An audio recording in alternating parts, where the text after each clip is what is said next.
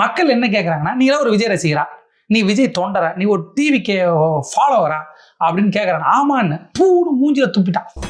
அப்படியே தொடச்சி போட்டு எதுக்குங்க துப்புறீங்கன்னு கேட்டேன். 41 பேர் இறந்தப்ப கரூர் கேம்ப் போல.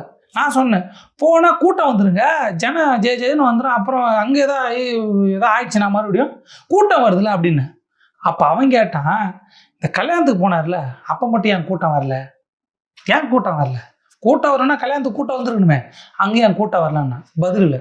இன்னொரு கேள்வி கேட்டான், சாவுக்கு போக முடியல, அவங்கள போய் பார்க்க முடியல, அவர் வருத்தத்தில் இருக்கிறாரு, இப்போ வருத்தம் தீர்ந்துருச்சா, எப்படி டக்குன்னு வருத்தம் தீரும்? நான் சொன்னேன், காசு கொடுத்தாச்சு, வேலை முடிஞ்சிச்சு, அப்பாடா மனசில் இருக்கிற பாரமே போச்சுன்ற மாதிரி பாரத்தெல்லாம் காசாக மாற்றி கொடுத்துட்டாரு.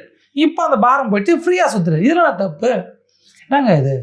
உங்கள் வீட்டு குழந்தையோ உங்கள் வீட்டு ஆளோ இறந்து போயிட்டா இந்த மாதிரி தான் ஒரு 30 நாளில் அப்பாடான்ட்டு காசை கொடுத்துட்டு போயிடுவீங்களா? உங்கள் குடும்பம் நினைக்க மாட்டீங்களா? உங்களை பார்க்க வந்தானே செத்தேன், அதான் நினைக்க முடியாதுன்ட்டேன். முடிஞ்சு போச்சு, கத்தம் முடிந்தது முடிந்து போச்சு அப்படின்னு ரஜினி டைலாக்கை வாங்கி சொன்னேன்.